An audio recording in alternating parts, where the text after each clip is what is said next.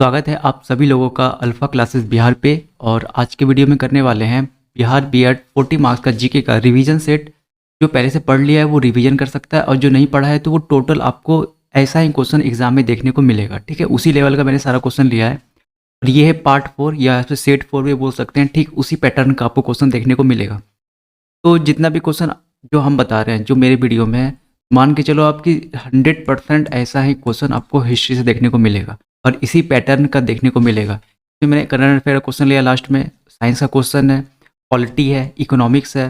ठीक है, फिर उसके बाद पंचवर्षीय योजना है और हिस्ट्री है का भी तीनों सेक्शन आपको देखने को मिलेगा। तो पहले का जो 3 पार्ट नहीं देखें वो भी जाके देख सकते हैं। और चैनल पे जो नए जो देखते हैं वीडियो को तो प्लीज़ सब्सक्राइब कर लीजिए। 74% अभी भी लोग सब्सक्राइब नहीं करते हैं, सिर्फ देख करके वो निकल जाते हैं। ठीक है, चैनल को सब्सक्राइब के लिए, न्यू चैनल है तो ग्रोथ होने में अच्छा होगा। तो हम भी रोज़ 2 वीडियो लाएंगे। ठीक है, और कल का वीडियो जरूर देखिएगा, रीजनिंग का फिर से आने वाला है वीडियो कल। ठीक है, फर्स्ट क्वेश्चन करते हैं कि सिंधु घाटी सभ्यता काल में कौन सी लिपि प्रचलित थी। देखो ये काफ़ी इंपॉर्टेंट क्वेश्चन है। सिंधु घाटी सभ्यता काल में कौन सी लिपि प्रचलित थी, तो याद रखना है भाव चित्रात्मक लिपि प्रचलित थी। कोई भी लिपि नहीं थी, बस ऐसे क्या करते थे वो लोग, जैसे कि उन लोगों को हिरन दिखा तो वो लोग हिरन नहीं जानते थे ये है क्या, कैसे हिरन शब्द ही नहीं जानते थे, तो वो लोग क्या करते थे हिरन का चित्र बना देते थे। तो ये क्या, ये कैसा लिपि है, तो भाव चित्रात्मक लिपि है। बहुत इंपॉर्टेंट है। भीमबेटका की गुफाएं, तो ये इसी के लिए फेमस है। कल के वीडियो में वो क्वेश्चन लेंगे, भीमबेटका की गुफाएं बेसिकली वो मध्य प्रदेश में मिलेगा। बहुत इंपॉर्टेंट क्वेश्चन है, बीपीएससी बहुत बार पूछा है ये क्वेश्चन कि भीमबेटका की गुफाएं कहाँ है, तो मध्य प्रदेश में। अब वहीं पर जो थे आदिमानव लोग ये चित्र बनाते थे, जैसे गाय का चित्र मिलेगा वहाँ पे आपको, शेर का मिलेगा, ठीक है, भालू का मिलेगा। इसे कौन सा लिपि बोलते हैं, भाव चित्रात्मक लिपि। तो बहुत इंपॉर्टेंट क्वेश्चन है ये। सिंधु घाटी सभ्यता में कोई भी लिपि नहीं थी, कौन सी लिपि थी वहाँ पे, तो भाव चित्रात्मक लिपि थी। दूसरा क्वेश्चन करते हैं सिंधु। अच्छा, कल के वीडियो में थोड़ा साउंड में प्रॉब्लम होगा तो उसके लिए ठीक है, तो आज थोड़ा कल का हुआ कि तो माइक दूर चले गया था, समझ में नहीं आया था, तो साउंड बीच में रुक रुक के आता। तो सेकंड क्वेश्चन करते हैं सिंधु घाटी सभ्यता के किस स्थान पर सर्वप्रथम चावल के साक्ष्य प्राप्त हुए। देखो ऐसा क्वेश्चन बहुत इंपॉर्टेंट है, बहुत जनरल क्वेश्चन, हर एक एग्जाम में ये सब क्वेश्चन पूछा जाता है। तो बात करते हैं प्रथम बार चावल के साक्ष्य कहाँ मिले हैं, तो याद रखना है लोथल से प्राप्त हुए हैं चावल के साक्ष्य। ये बहुत इंपॉर्टेंट क्वेश्चन है। ठीक है, अब करते हैं question number third. Question number third का है वैदिक काल में लोहे के साक्ष्य, सॉरी उत्तर वैदिक काल में लोहे के साक्ष्य का सबसे पहले कहाँ प्राप्त हुआ है। तो याद रखना है पहले तो लोहा कब से यूज हुआ है, तो उत्तर वैदिक काल में लोहा सबसे पहले यूज हुआ था। तांबा प्रथम धातु था मानवों द्वारा प्रयोग में लाया हुआ। ठीक है, अब जब से लोहा खोजा गया उस समय से कृषि स्टार्ट हुई थी। तो याद रखना है कृषि का भी विकास कब हुआ था, तो उत्तर वैदिक काल से ही कृषि का विकास हुआ था। तो 2 क्वेश्चन यहाँ से बन रहा है। तो कृषि का विकास भी उत्तर वैदिक काल से, और सबसे पहले लोहा कहाँ से मिला था, तो उत्तर वैदिक काल में। तो जगह का नाम अगर आपसे पूछा, जो ये क्वेश्चन है जगह का नाम पूछ रहा है, तो अतरंजी खेड़ा से प्राप्त हुआ था। बहुत इंपॉर्टेंट क्वेश्चन है ये। ठीक है, बहुत इंपॉर्टेंट क्वेश्चन है ये दोनों आज का। करते हैं क्वेश्चन नंबर 4 करते हैं। फिर जैन धर्म बौद्ध धर्म से क्वेश्चन रहेगा। तो देखो जैन धर्म का ऑलरेडी 2 वीडियो, सॉरी जैन धर्म का 1 वीडियो सेपरेट, और बौद्ध धर्म का बहुत पुराना वीडियो है 2 महीने पहले का, बहुत लोगों ने देखा है तो वो जाके देख सकते हैं। उसमें टोटल का टोटल एमसीक्यूज है जैन धर्म बौद्ध धर्म का, साथ में थ्योरी भी। तो जो वो वीडियो देखे हैं तो ये क्वेश्चन आराम से कर सकते हैं कि जैन धर्म के अंतिम तीर्थंकर कौन थे, तो महावीर थे। 2 क्वेश्चन, एक क्वेश्चन यहाँ बन गया। ने अपना पहला उपदेश कहाँ दिया था, तो याद रखना राजगृह में सबसे पहला उपदेश दिया था। बहुत इंपॉर्टेंट क्वेश्चन है ये, याद रखना ये 24वें तीर्थंकर थे। ठीक है, 24वें तीर्थंकर थे महावीर। देखो 5वां क्वेश्चन करते हैं। प्रथम बौद्ध संहिता का आयोजन किससे काल में हुआ था। देखो जो प्रथम बौद्ध संहिता था ये भी ऑलरेडी बता चुके हैं, लेकिन फिर भी बता दे रहे हैं। अजात शत्रु के काल में हुआ था। ठीक है, जो प्रथम बौद्ध संगीति या संहिता कब हुई थी, अजात शत्रु में। सेकंड पूछेगा तो कालाशोक, थर्ड पूछेगा, तीसरा पूछेगा तो अशोक, और कनिष्क के काल में चौथी बौद्ध संगति हुई थी। ठीक है, ये काफ़ी इंपॉर्टेंट है, याद रखना। पहला आपको याद रखना अजात शत्रु, सेकंड कालाशोक, तीसरा अशोक और चौथा कनिष्क। बात करते हैं, ये सब क्वेश्चन ऑलरेडी बता चुके हैं। ठीक है, क्वेश्चन नंबर 6।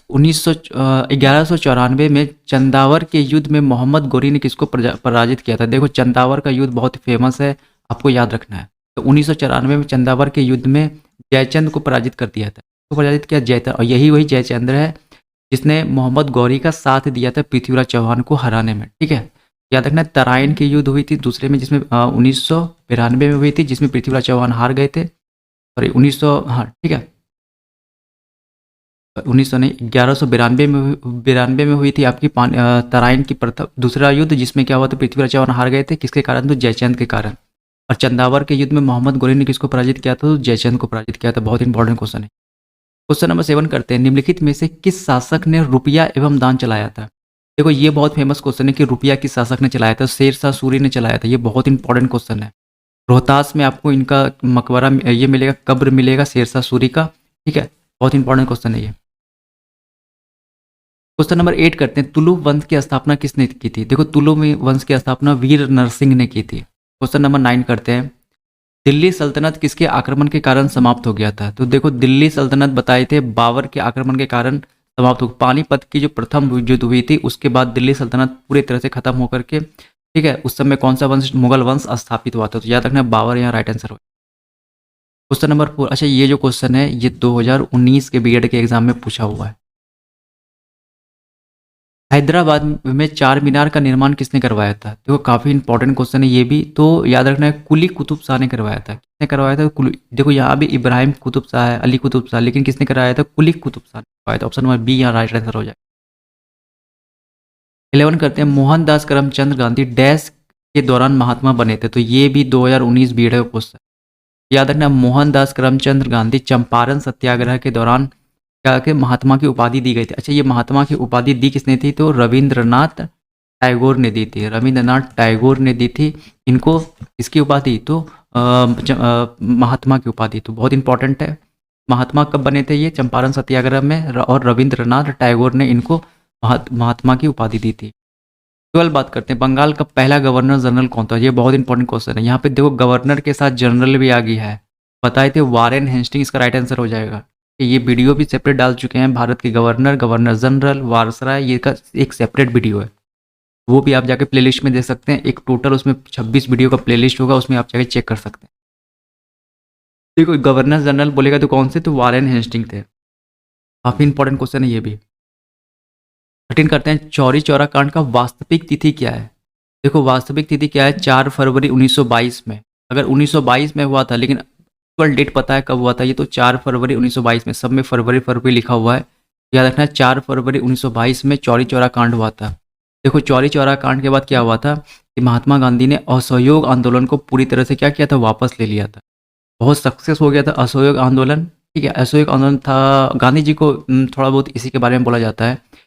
देखो 1922 में ही भारत को आज़ादी मिल जाती है। ठीक है, उस समय अंग्रेज जा भी रहे थे। ये जो असहयोग आंदोलन था इतना फेमस था, इतना पावरफुल था कि उस समय अंग्रेज जा भी रहे थे। तो हुआ क्या था उस समय कि कुछ लोगों ने क्या किया कि चौरी चौरा में एक पुलिस स्टेशन था, उसमें क्या किया? आग लगा दिया। इसी से नाराज होते हुए गांधी जी थे और सत्य और अहिंसा, तो हिंसा यहाँ हो गया। तो उन्होंने क्या किया? गांधी जी ने पूरा आंदोलन ही वापस ले लिया और खुद जाके जेल में बंद हो गए। तो याद रखना ये बहुत इंपॉर्टेंट क्वेश्चन है। 4 फरवरी 1922 को चौरी चौरा हुआ था, जिसके बाद में महात्मा गांधी ने असहयोग आंदोलन को वापस ले लिया। कहते हैं स्वराज दल की स्थापना किसने की थी? ये भी बहुत इंपॉर्टेंट क्वेश्चन है, MBBI। तो बहुत इंपॉर्टेंट क्वेश्चन है, चित्तरंजन दास एवं मोतीलाल नेहरू ने स्वराज दल की स्थापना की थी। ये बहुत इंपॉर्टेंट क्वेश्चन। 15 करते हैं, किस महाद्वीप में एक भी ज्वालामुखी नहीं है?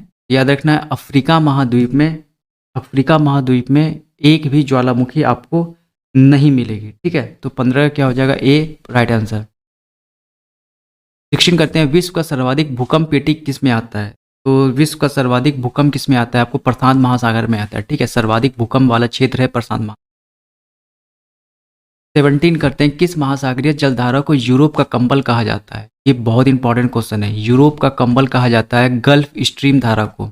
बेसिकली धारा दो टाइप की होती है, एक ठंडी जलधारा और दूसरा तो गर्म जलधारा। गल्फ स्ट्रीम जो है ये गर्म जलधारा है। ठीक है, अब जब इससे हवा जब चलती है तो क्या करती है? इतनी गर्मी लाती है कि क्या हो जाता है? यूरोप का उसे कंबल कहा जाता है। ठीक है, तो ये काफ़ी इंपॉर्टेंट क्वेश्चन है। गल्फ जलधारा है गर्म, और जिसे यूरोप का कंबल कहते हैं। बहुत इंपॉर्टेंट। 18 करते हैं, हिंद महासागर की मोती किस देश का भौगोलिक उपनाम है? देखो ये भी बहुत इंपॉर्टेंट क्वेश्चन है। तो श्रीलंका को क्या कहा जाता है? हिंद महासागर की मोती, ऐसे मोती के जैसे दिखता है श्रीलंका का। याद रखना श्रीलंका यहाँ क्या हो जाएगा? Right answer.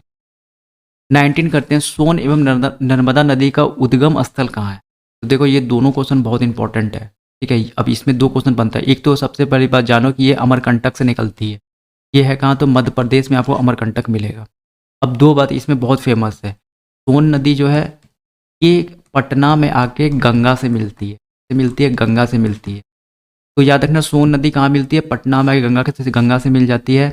और ये जो है दक्षिण भारत से निकलने वाली सबसे लंबी सहायक नदी है गंगा, ठीक है। दक्षिण भारत से निकलने वाली सबसे लंबी सहायक नदी है किसकी, तो गंगा की।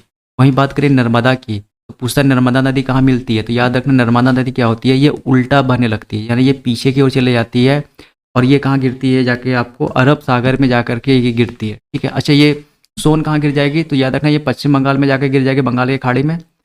गंगा जहाँ गिरती है, ये कहाँ गिरती है नर्मदा, तो अरब सागर में ये जाकर के आपको गिर जाती है, ठीक है। अरब सागर में लोकेशन पूछेगा तो खंभात की खाड़ी में, खंभात की खाड़ी, ठीक है। याद रख लेना अच्छे से, ये दो बात आपको अच्छे से याद रखना है।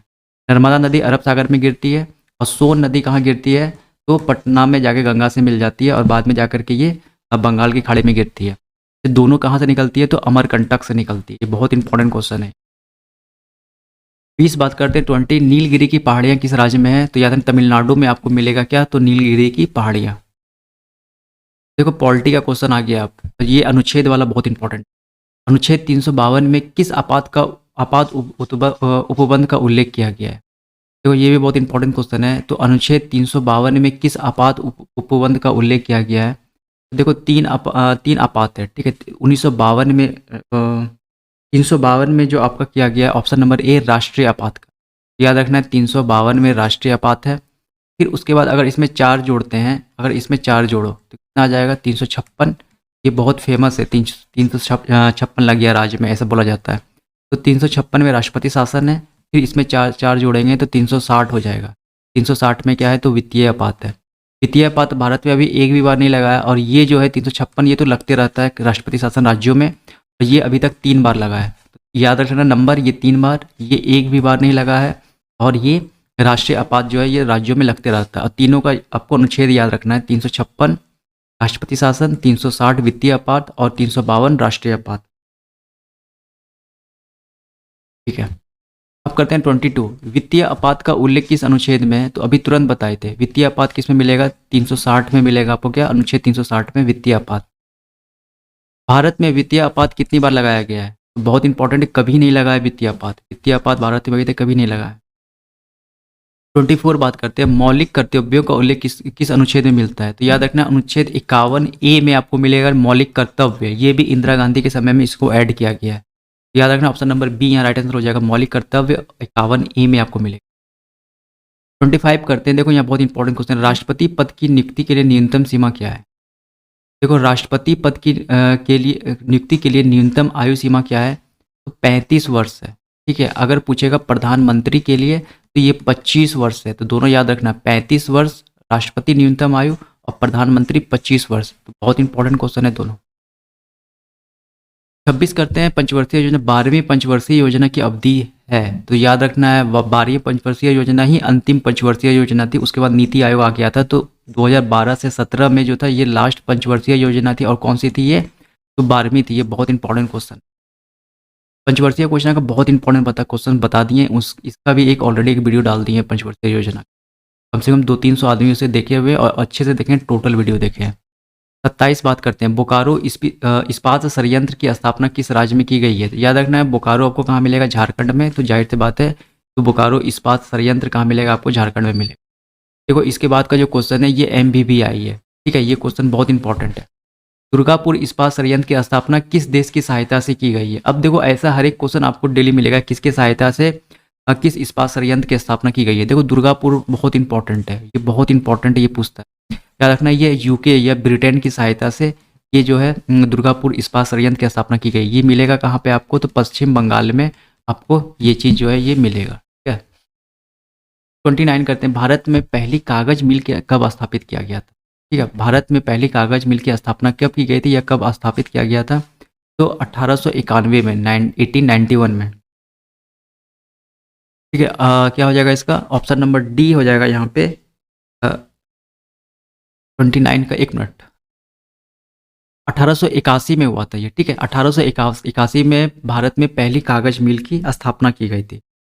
करते हैं 30, भारत में जीएसटी वस्तु एवं सेवा कर कब लागू किया गया था? तो आपको पहले कमेंट में बताना है कि ये किस राज्य में सबसे पहली बार लागू किया गया। जो पहला वीडियो देखे होंगे इस सीरीज का, तो हम बताए थे कि भारत में जीएसटी किस राज्य में सबसे पहले लागू किया गया था और कब लागू किया गया था। तो 30 का हो जाएगा right answer, option number A जुलाई 2017 में। जुलाई 2017 में लागू किया गया था। किस राज्य में किया गया था ये आपको कमेंट में बताना। फर्स्ट वीडियो में बताए थे 4 दिन पहले। 31 करते हैं, केमिस्ट्री का क्वेश्चन है। ग्रीन हाउस के प्रभाव के लिए मुख्यतः कौन सी गैस जिम्मेदार है? देखो ग्रीन हाउस के किस कौन गैस से होता है? तो कार्बन डाइऑक्साइड। कार्बन डाइऑक्साइड यहाँ जाएगा राइट आंसर से। क्या होता है? ग्रीन हाउस इफेक्ट होता है। 32 करते हैं। ईएनटी डॉक्टर द्वारा प्रयोग किया जाने वाला हेड मिरर किस प्रकार का होता है? देखो ईएनटी होता है, ई से होता है आई, एन से होता है नोज और टी से क्या होता है? थ्रॉट, यानी नाक, आँख, नाक और गला। जो आँख, नाक और गला का डॉक्टर रहता है तो वो माथे पे एक रहता है मिरर, ठीक है। तो ये कौन सा मिरर होता है? तो ये अवतल मिरर होता है। अवतल मिरर क्या करता है? बड़ा दिखाता है इमेज को, इसीलिए क्या करते हैं हम लोग, वो लोग अवतल मिरर यूज करते हैं। 33 करते हैं। डेसिबल क्या है? तो बहुत इंपॉर्टेंट क्वेश्चन है। तो ध्वनि की माप है। ध्वनि किस में मेजर होता है? तो डेसिबल में होता है। जैसे स्पीड हम लोग मेजर करते हैं किलोमीटर पर आवर में, 5 किलोमीटर पर आवर क्या मेजर करते हैं? स्पीड करते हैं। तो उसी तरह ये ध्वनि किस में मेजर होता है? तो डेसिबल में होता है। ध्वनि की एसआई यूनिट है या उसमें मेजर करते हैं। देखो ये क्वेश्चन बहुत इंपॉर्टेंट है। विटामिन सी की कमी से कौन सा रोग होता है? याद रखना, स्कर्वी होता है विटामिन सी की कमी से। ये बारी बारी हम लोग बात कर लेंगे। विटामिन बी1 से होता है क्या चीज़? आपका बेरी, ठीक है। और ये सबके बारे में हम लोग, चेचक होता है वायरस से, ठीक है। ये बहुत इंपॉर्टेंट है। विटामिन बी1 से बेरी, और जितने जितनी बीमारियां हैं सबके बारे में हम लोग बात कर लेंगे। तो अभी के लिए कौन सा होगा? स्कर्वी हो जाएगा राइट आंसर सी से। 35 करते हैं। आनुवंशिकता के नियम किसने दिया है? तो याद रखना मेंडल ने दिया है। मेंडलीफ नहीं, ये पीरियोडिक टेबल में चले गए हम लोग, ठीक है। तो मेंडल ने आनुवंशिकता का नियम दिया है। करंट अफेयर करते हैं। डायरेक्ट आंसर याद रखना है आज का। हाल ही में ओलंपिक खेलों में भाग लेने वाली ट्रांसजेंडर का क्या नाम है? देखो ये बहुत इंपॉर्टेंट क्वेश्चन, रेलवे में ये क्वेश्चन पूछा है। यह लिखना है लॉरेल हर्वर्ड जो न्यूजीलैंड से है, ये पहली ट्रांसजेंडर है जिन्होंने ओलंपिक में भाग लिया है। 32 करते हैं। किसे सीबीआई के निदेशक के रूप में चुना गया है? बहुत इंपॉर्टेंट क्वेश्चन है ये। तो सुबोध जायसवाल को सीबीआई के नए निदेशक के रूप में चुना गया है, ठीक है। 32 करते हैं। 13वां आईसीसी एक दिवसीय क्रिकेट विश्व कप 2023 में जो होने वाला है, कहाँ आयोजित किया जाएगा? तो भारत में आयोजित किया जाएगा। ये बहुत इंपॉर्टेंट क्वेश्चन है। एक तो भारत में हो रहा है और डेट कब याद रखना है? तो 2023 में, यानी अगले साल होगा ये, ठीक है। और ये कौन सा है? तो 13वां है। तो बहुत इंपॉर्टेंट क्वेश्चन है ये। 39 करते हैं। 24वां शीतकालीन ओलंपिक खेल 2022। देखो इस साल जो शीतकालीन खेल जो फरवरी में होगा, ये कहाँ आयोजित होगा? तो चीन में होगा। और चीन का कैपिटल याद रखना है, कहाँ है? तो बीजिंग है। ये 2 क्वेश्चन यहाँ बन गए। एक तो चीन का कैपिटल क्या है? बीजिंग है। और शीतकालीन ओलंपिक कहाँ होगा? तो आपका बीजिंग में होगा। और इसके पहले जो ओलंपिक हुआ था वो कहाँ हुआ था? तो टोक्यो में हुआ था, जापान में, ठीक है।